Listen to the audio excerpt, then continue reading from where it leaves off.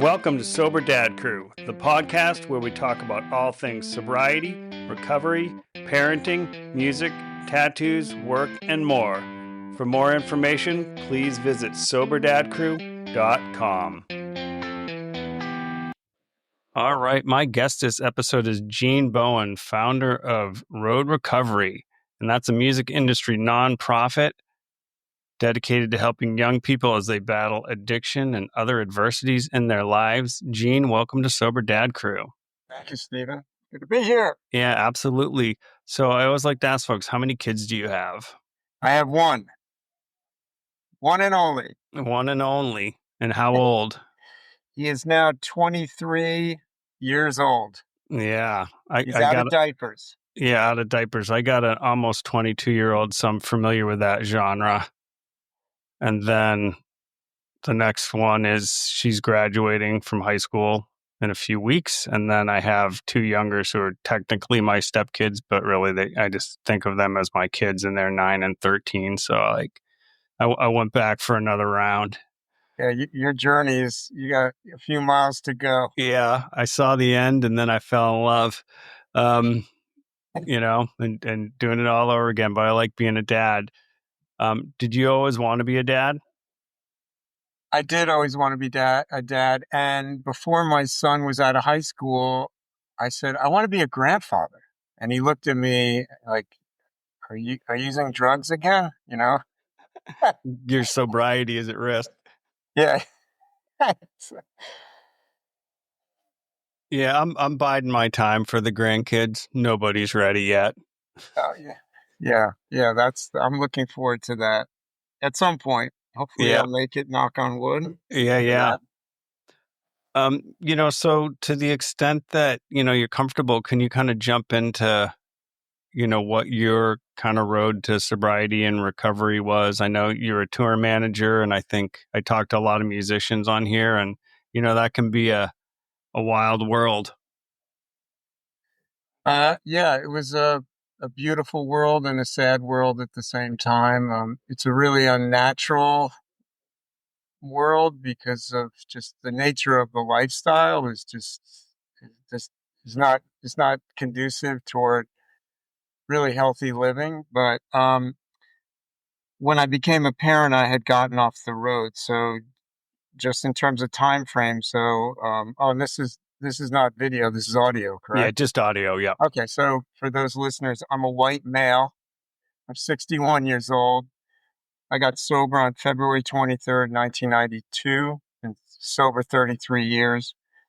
My son, from the parenting perspective, I was 9 years sober before I ventured into the parenthood world.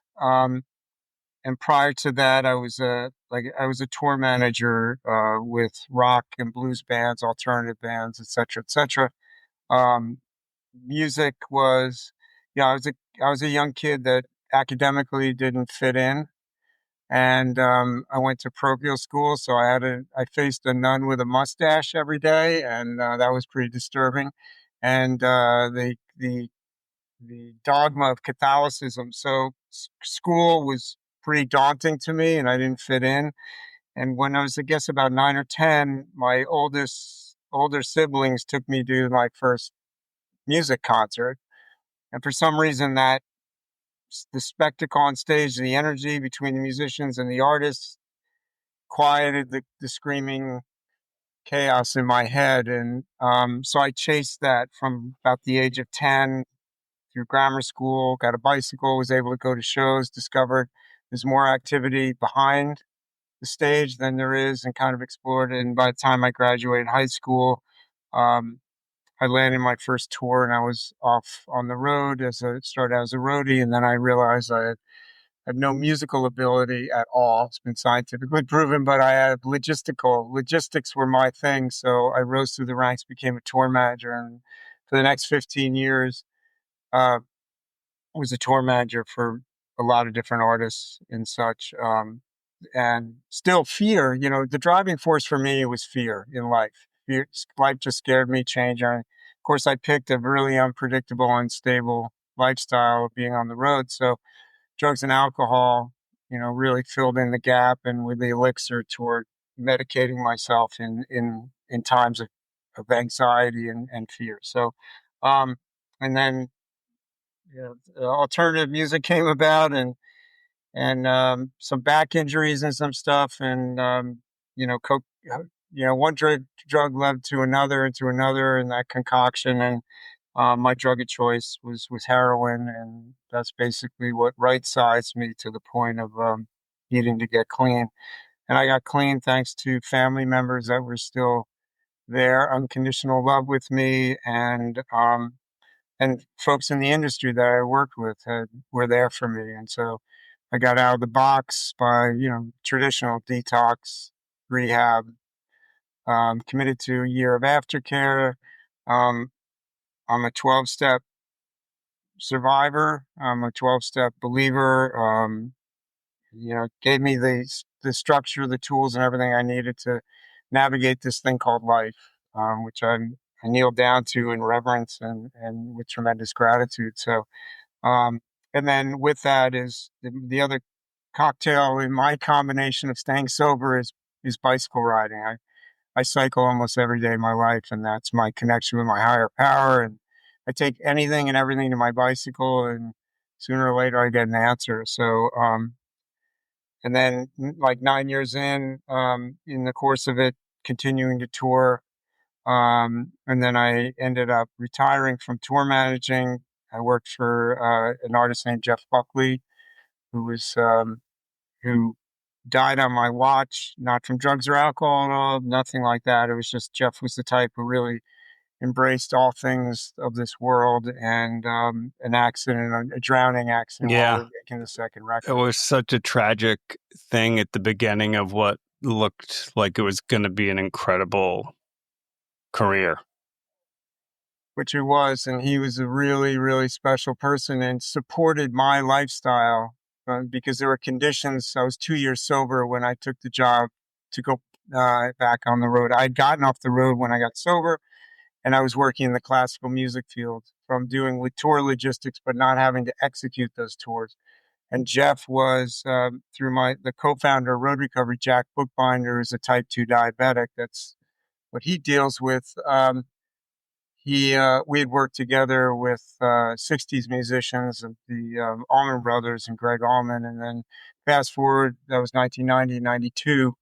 I got clean. And then in late 93, early 94, he approached me about meeting Jeff and tour managing him. And said, since we last worked together, um, I crashed and burned, and luckily I'm alive. I'm sober. I'm doing this classical gig. I'm not going on the road, blah, blah, blah. Long and short of it, met Jeff, got involved with the whole project, got myself backed against the wall because I tried to get away from it, out of it, until finally um, they kept saying yes, yes, yes. And my sponsor at the time said, I was scared because it was a 2 year world tour. I was going back into people, places, and things. And so I put my cards on the table, took the advice of my sponsor, and said, if you want me to go out and tour manage, I'm sober. I need support from label, band, management, um, which they gave me. And I said, if I need to go home before I pick up, because for me, picking up is death. You guys will give me a bunch of cash and I can go home and jumpstart my life into something else. And they did, under the condition that a memo would be sent throughout the Sony system telling everyone I was sober.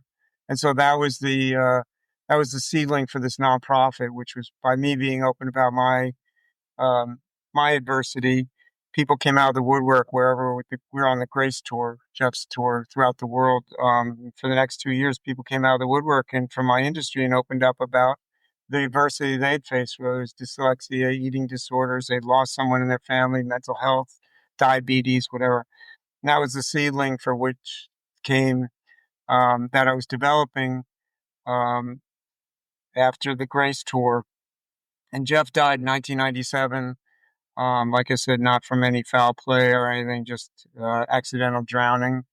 And his mom and other people in the industry at that point said, "We want to help you, support you."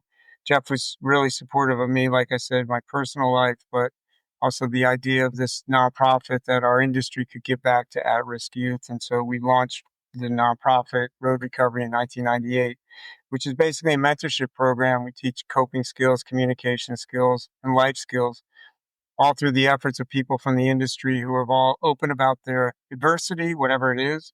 Like I said, the co-founder of Road Recovery, Jack Bookbinder, is a type 2 diabetic. I'm in recovery from drug and alcohol addiction. Everybody's got a story. Everyone is living a solution, and we work with at-risk youth to help them deal with what's going on in their life. Coupled with, we have advisement and oversight by healthcare providers um, who are there to make sure everyone's safe. And if issues come up that are outside of our wheelhouse as mentors, they step in to help the youth. And so we're elevating their voice. We're giving them a place to share and develop coping skills and life skills and organizational skills, because at the end of each 3-month cycle, we celebrate what they created and we put it on a stage. And then in connection with that, sometimes kids want to do recordings, so we'll do recording projects. So Road Recovery was up and going when in 2001, my son was born. And my son actually was born with a rare growth disorder called Russell Silver syndrome, and which required a lot of medical help and such. And my community, my professional community, and my personal community of people who were around me, involved in being sober, and also the adversity that they had dealt with, really became the community in which my son was raised, and to this day, those relationships, the community of Road Recovery, was really there to lend support, and for me as well as for my son, and as he grew, and he's doing very well. He's fine. I went through a lot of hospitalizations, a lot of stuff, but he's in a good place, and he was raised in a really safe, healthy environment. I'm proud to say, I'm very proud to say, getting sober was my greatest accomplishment. That is my greatest accomplishment in my life. And every day I choose to continue on this journey of staying sober. And my other greatest accomplishment is that I broke the chain. I'm a multi-generational lineage of alcoholics and all insanity. And my son has never seen me fucked up.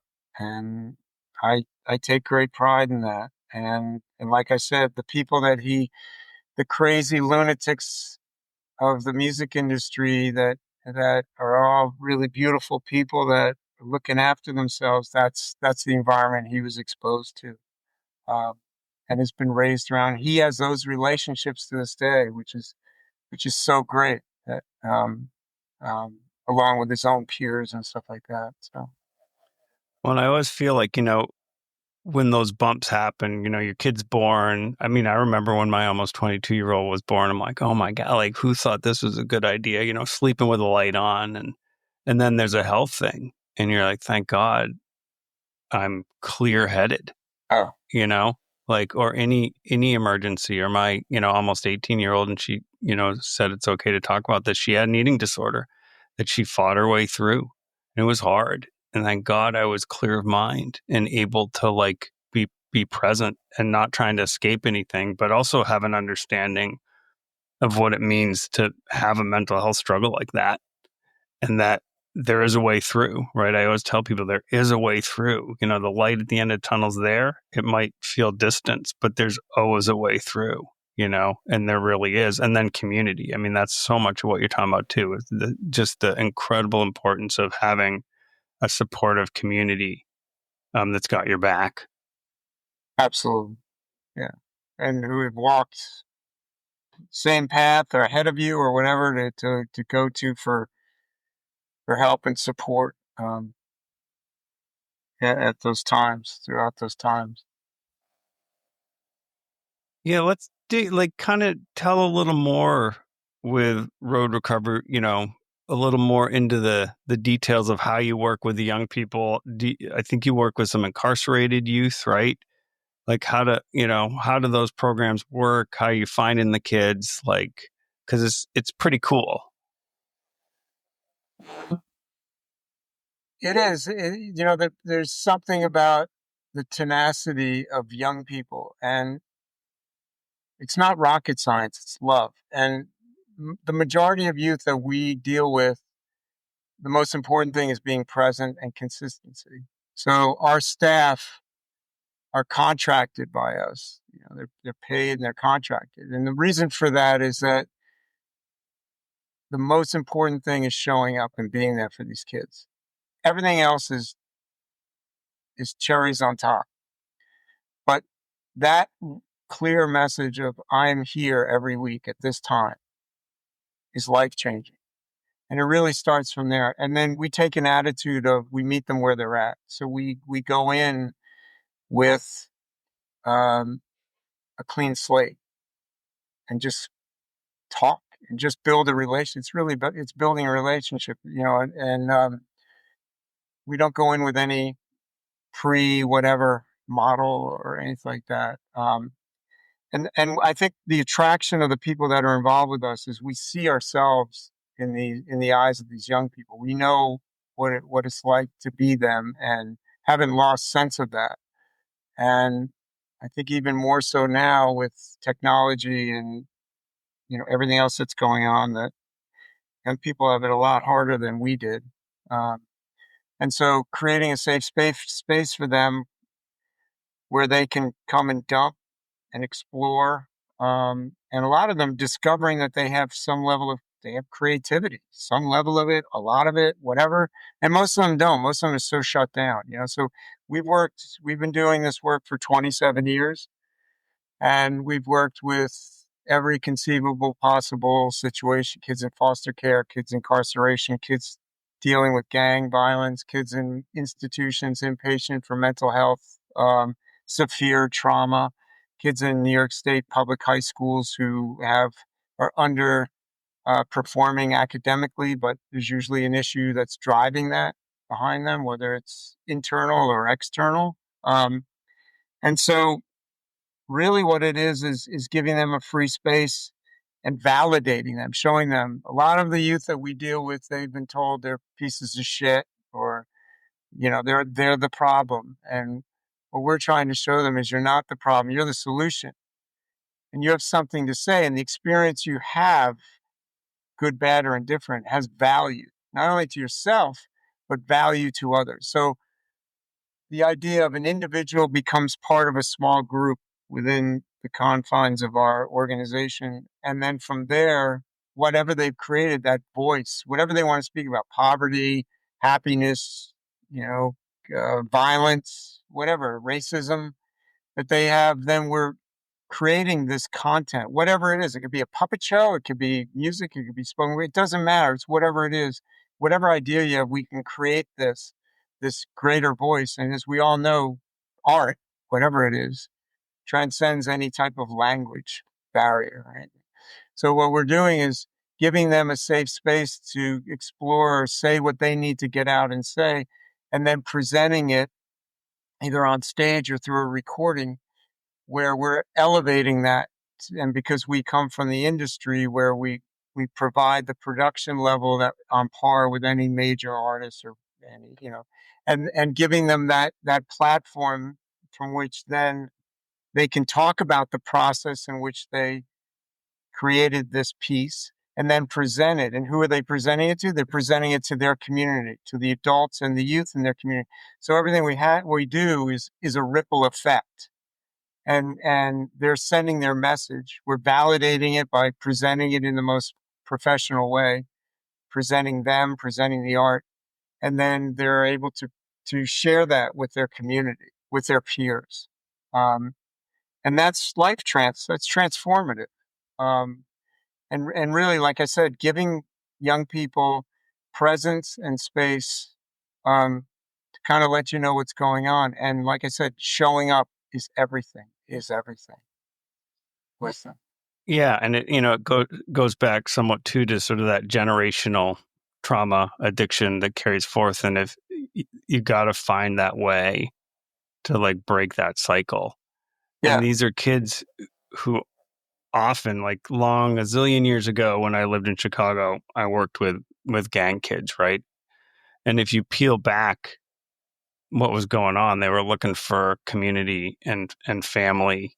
They were, they were looking for work, a way to make money in a system that would rather put them in prison.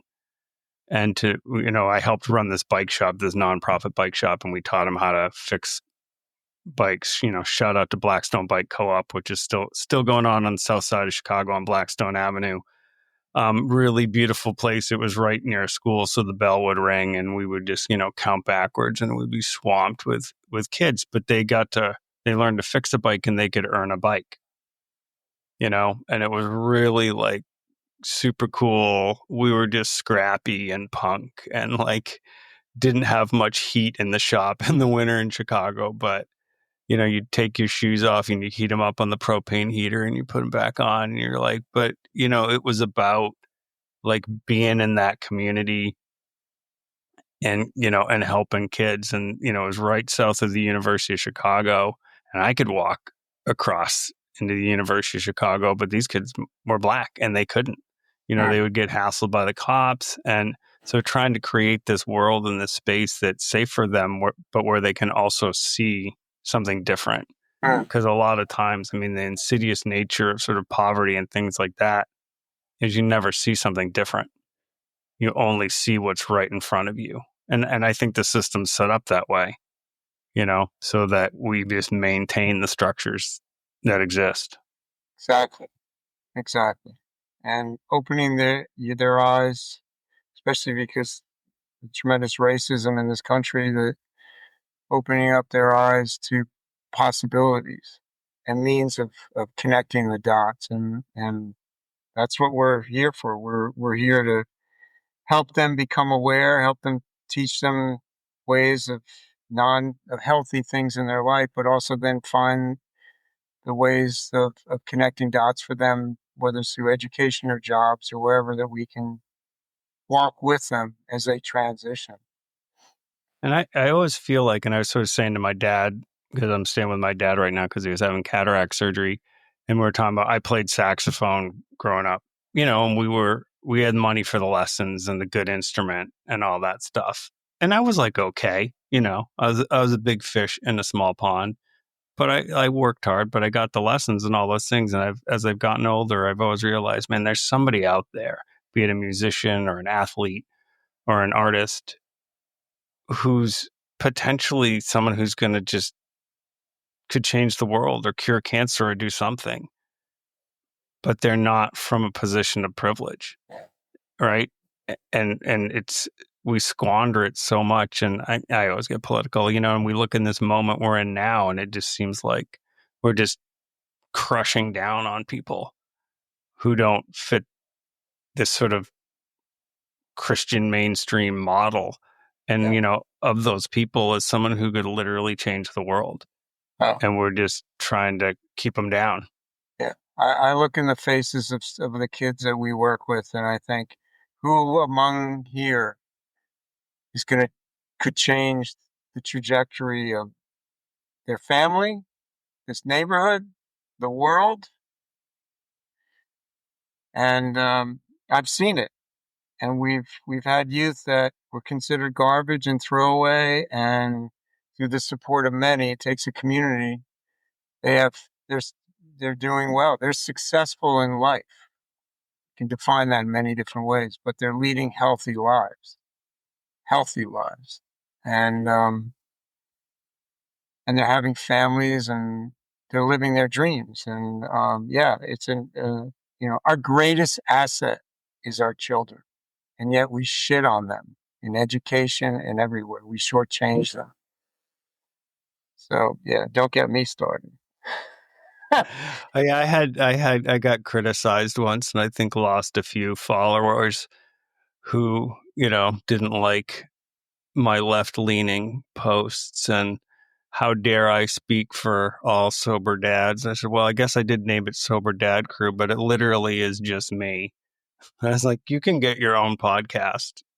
This Yeah, is mine. exactly. I'm talking to who I want to talk to. I'll talk to anybody, you know. Yeah, I don't care what your political persuasion is, because I also believe we do need to talk to people, and that's one of our issues is we're not out there talking to people that we don't agree with, and right. we're like building these walls, and that just makes things worse and worse and worse. So And is this your? I'll give you so um you're talking about generational breaking the generation. When my son was, I guess, 10 years old and was cognizant of like having a communication, and my son was exposed to a lot of pain and suffering coming out of the womb and hospitalization. So, and he was around all these people and he was aware of my sobriety. And the one thing I said to him was that basically your mom and I are going to fuck you up big time. We just are. Not intentionally or anything, but we are going to fuck you up.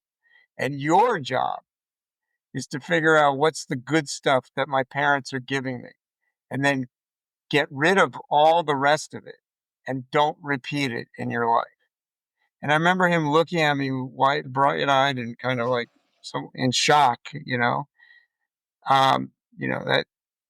to have that, I was hearing that from his father. No, and what that did was that created, and what I didn't have, it created a safe space where my son can call me out on it.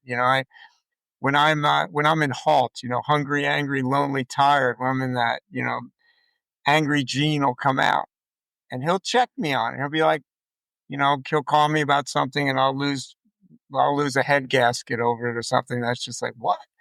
And he'll just say to me, I'm not talking to angry Gene. So when angry Gene Yeah, has I don't want calmed that down, guy. he can talk to me and I have to laugh and look at it like, yeah, I'm being an asshole. I need to calm down. I need to listen to you and or take a time out or, go lay down like, a good dog and rest or get my shit together. So, yeah, but I had that space with my son, and I didn't have that. I didn't have that. Yeah. Yeah, we talk a lot at home, and I think my youngest, he's 9, but even we're just so open. And as they get older along the way, and the 13-year-old, she's really realizing this now, like, oh, my friends' families do not talk about the same shit with the openness that we do, And I remember with the oldest at one point,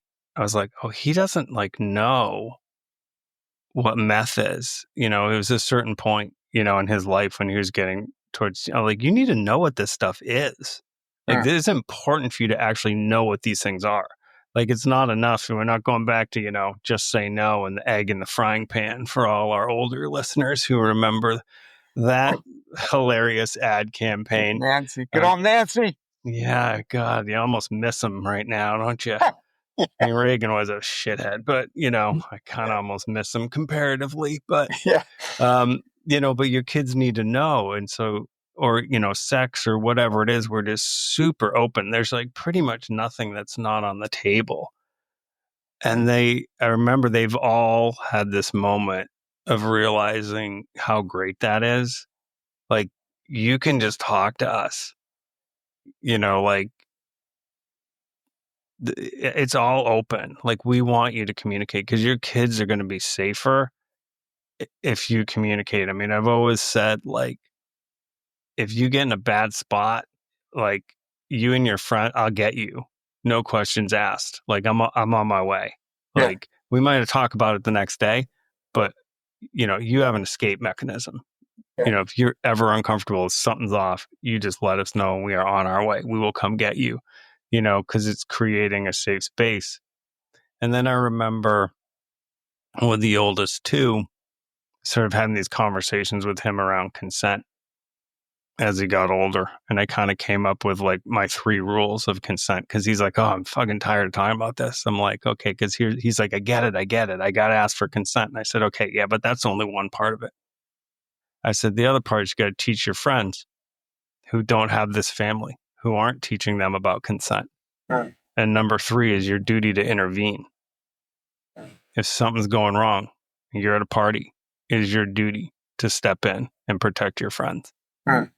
And so I was sort of it's like, I haven't copyrighted it or trademarked it because it's free. I want the world to use it, but it's like my 3 words of consent. You always ask for enthusiastic consent personally.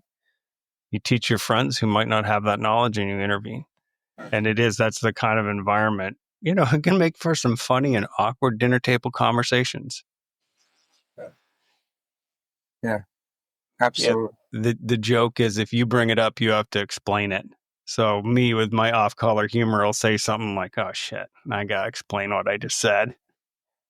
But I think some people just be like, "What?" Like sort of shocked that we would be so open about sex or whatever, or like anything with our kids. But I think it's the only way. I don't know any other way than to just be totally, totally open. Like the things I don't understand is like, and this is the punk dude in me, is like doing what everybody does. I mean, I joked at one point with my kids, it's like they learned, like, if they said everybody else is doing it or has it, that's a sure way to get me to say no.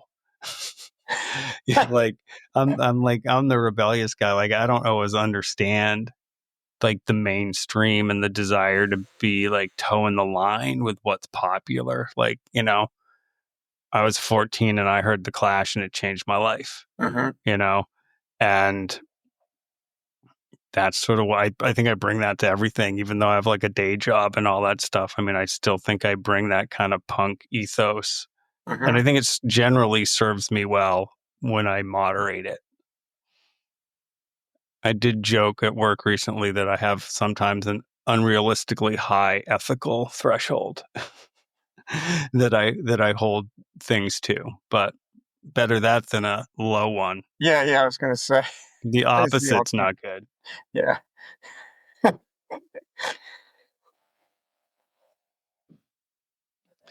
The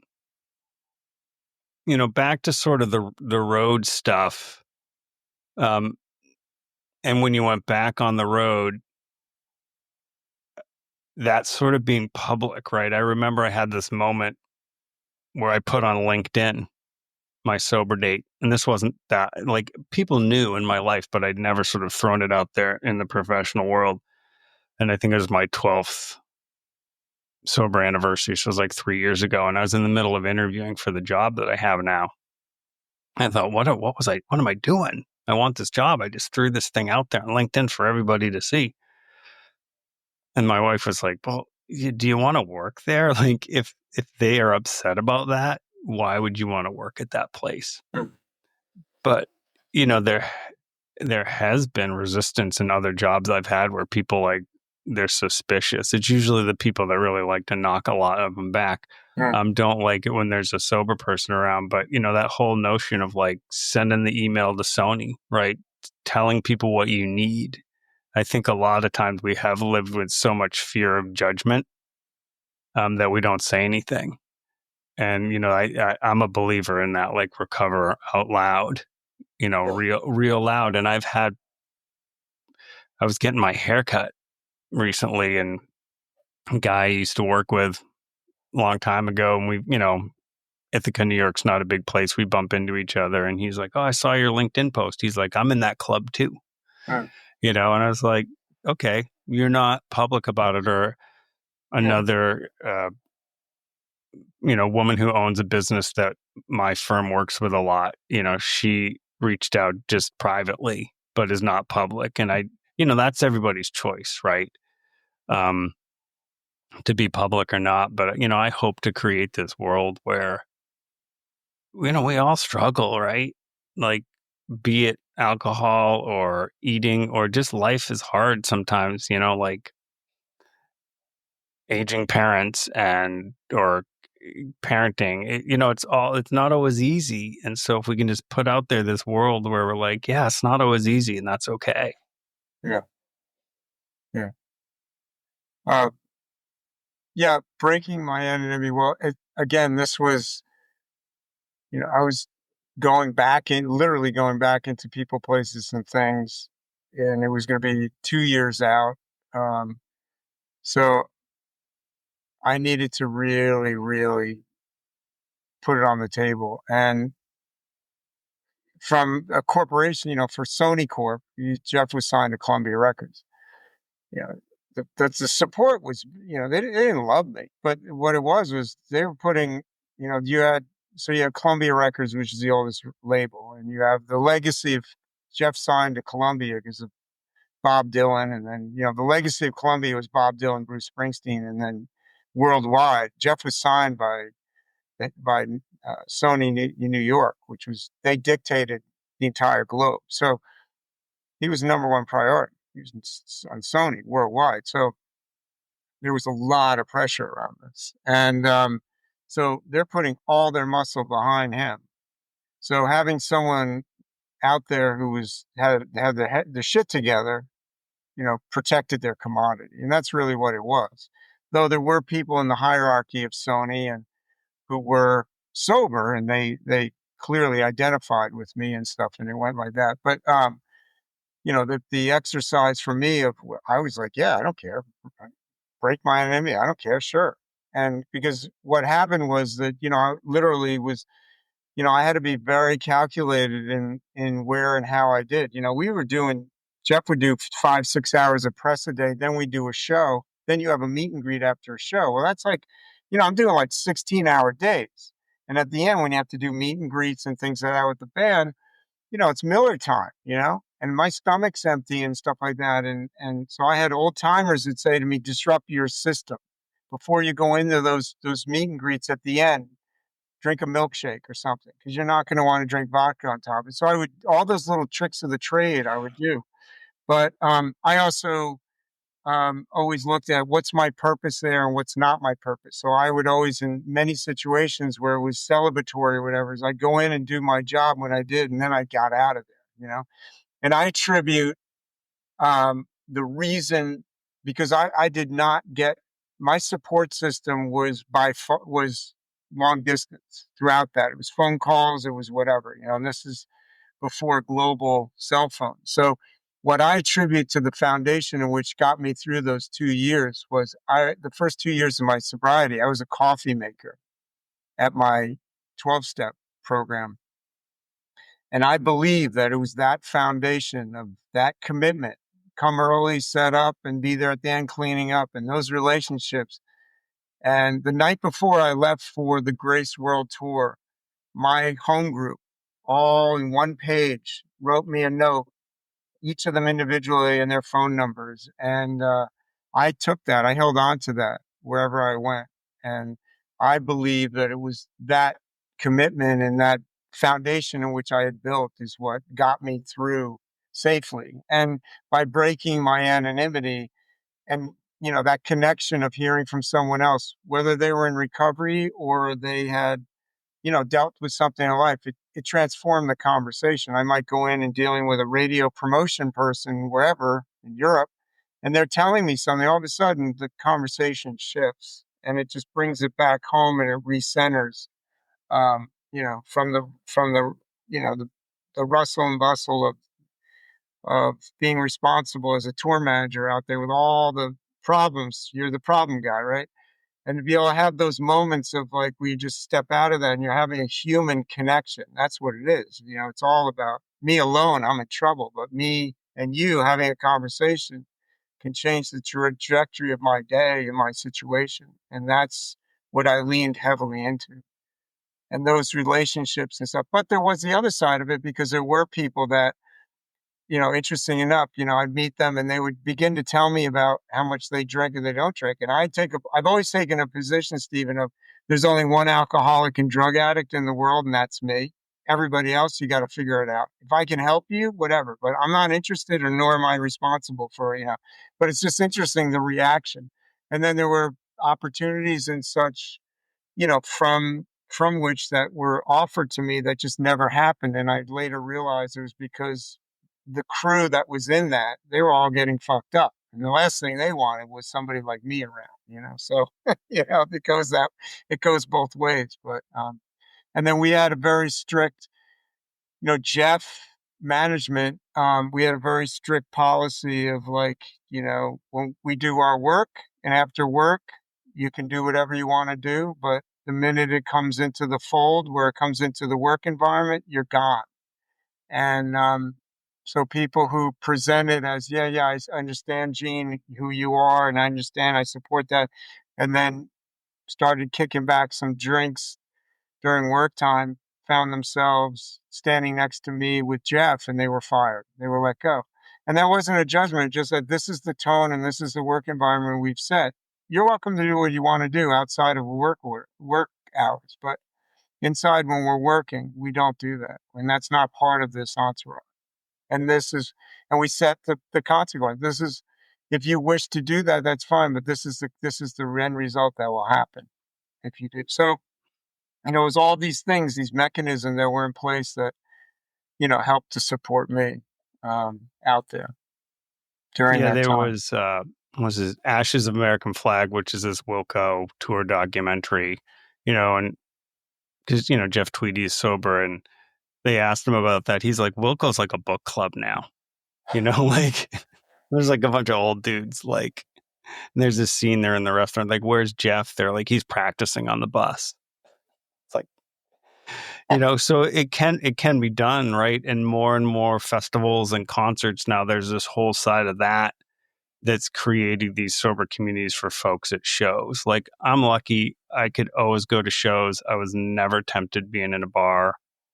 I'm kind of a wallflower anyway with my music, watching live music. I kind of like to hang back and watch and listen, but that's not the case for everybody, right? Yeah, And so, at even like Fish, right? There's this whole sober, I mean, it's a band I dislike, but no real hate on Fish, but they have these groups, the sober collective. I interviewed a yeah, guy who like does these tables at raves. He's like the sober rave guy. yeah, So that's been really great too, to see in that world more and more of that. Because I worked for a number of years at the State Theater in Ithaca, New York. Before we started, we were talking about the State Theater in Portland, Maine. All those state theaters, and that was my son was 2 or 3 then. So I'd get home at 3 in the morning, 2 in the morning. He'd jump on me at 6 a.m. because I wasn't there. Man, that was tough. That I had so many migraines because I struggle with migraines, and that was part of like what hit me with my use of alcohol, was trying to manage some of that. And you'd see the bands and the groupie, like all that world. I'm like, this world is just weird and like mm, not, like not natural. And some of the more jam band things were like so many drugs out there that didn't seem like, in the early 2000s, there was that kind of supportive environment at shows for folks the way there is now. yeah. And the industry, the days of the forefathers of rock and roll, where they had success and they had the handlers around them that took care of things. Many of them embezzled, But in this day and age with technology, there's so many trees in the woods, and it's so competitive. And of course, the means of making a living with music are, you have to be pretty crafty. You can't, if you're not on top of your game, if you're not treating this like getting up every day and any other job or business or anything, forget about it. Forget about it. You got to be on your game, and you have to be smart. And there's no luxury for being fucked up. There's no. And if you are, you're going to burn. You're going to burn out. You're going to burn. Things are going to be, because again, it's just, when you look at the amount of music and the amount of people that are out there slogging it, you know, there's just no room for that, what once was the sex, drugs, and rock and roll, kind of like Keith Richards, like, you can do it, and some people can, but very few in this day. And it's a lot different. And then Yeah. the drugs are different. You die quicker, the Yeah. pot's stronger, the fentanyl. I It's mean, in all the stuff. Yeah. Yeah. I interviewed Dave Hawes, and he's, when I saw him in Syracuse year and a half ago, like, it's him and his brother and a keyboard player, sort of the core touring unit. They're loading in, they're loading out. And when I interviewed him, he's like, I run this shit like a deli. Like Yeah, this, I love music and I do this, but it is a business. I've got 2 kids and a wife, and this is a business for me, and I yeah, have to figure out how to make it work. And I think it's harder and harder for folks to make money touring. Most people don't make money on album sales. I yeah. mean, I That's I done. buy vinyl, but most people just click on stream and don't really think about the implications of that, which are, Yeah, wider than even just the music industry. The environmental impacts of all that computing power are actually really huge, and people don't really think about that a lot. But it's tough. And I talked to the bass player for the Jackknives. I interviewed him, and he's like, we all work, like, yeah, we just put out a record and we're touring with the Bouncing Souls, but we like go out in 2-week runs because we go back to our jobs yeah. and we do it because we love it and, respect. But, most people out there are not at that level of huge money. I mean, Kate Nash has come out and talked about this a lot recently. She's gone on OnlyFans. She's like, how after a 20-year career can I not make money touring? But I can't. And like, so how do I support my family? I mean, it's tough, and I don't think COVID didn't help for sure.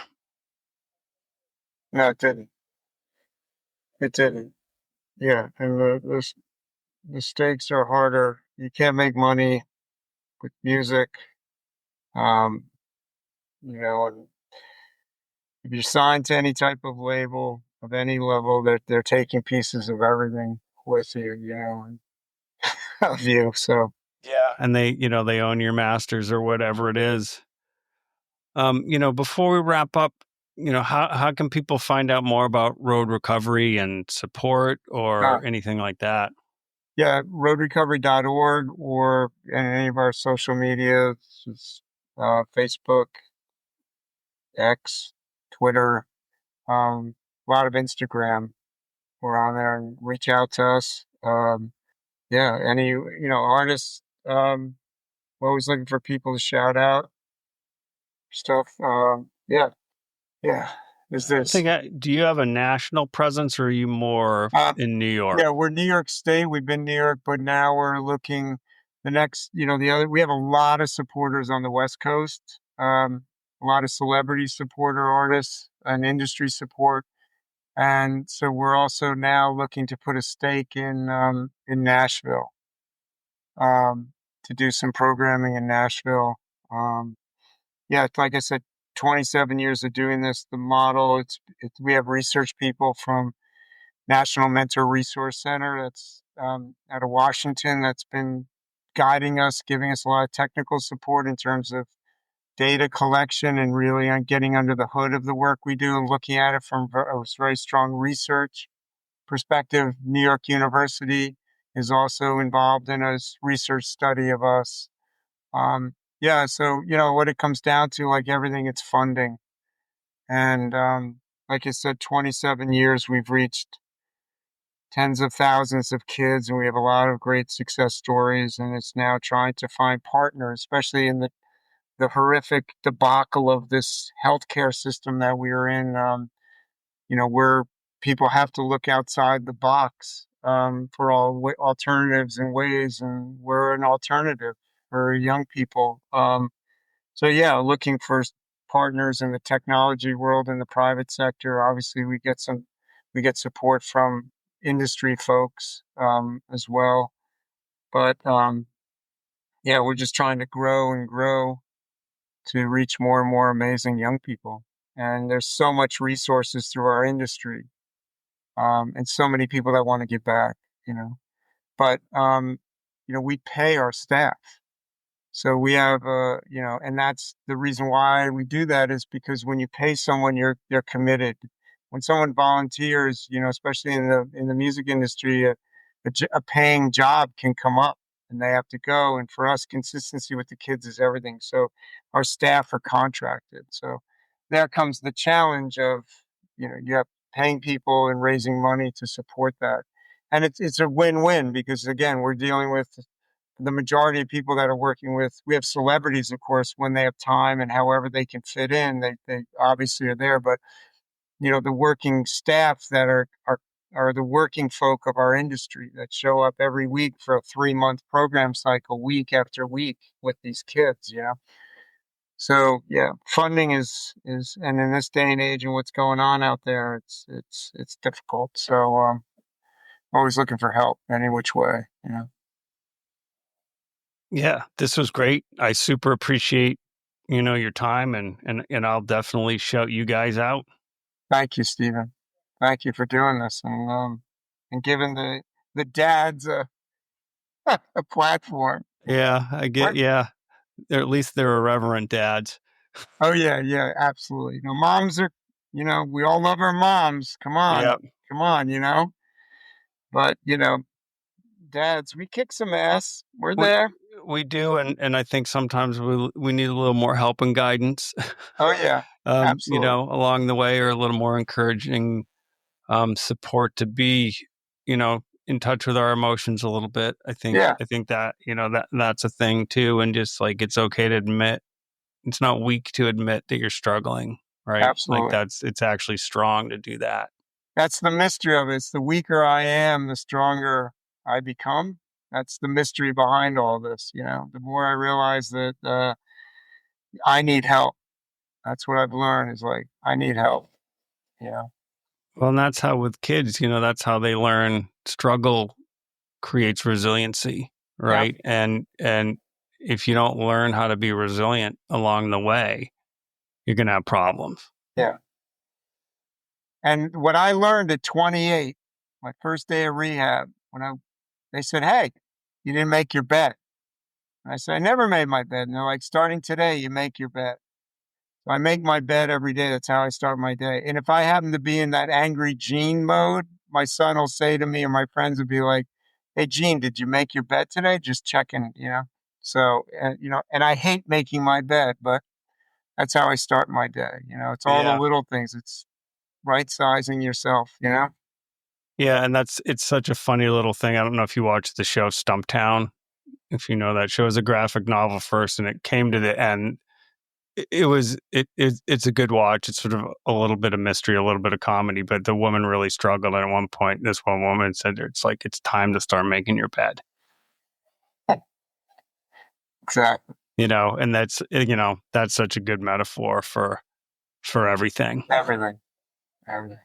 Well, thank you, Stephen. And also, it's the power of we. Me alone, I'm in a lot of trouble, but us together, anything's possible. 100%. Thanks for listening. Sober Dad Crew is a DIY project by Stephen Kimball, who writes, edits, and produces the show. To support the show, please review it where you listen to podcasts or visit soberdadcrew.com to buy some merchandise or make a donation.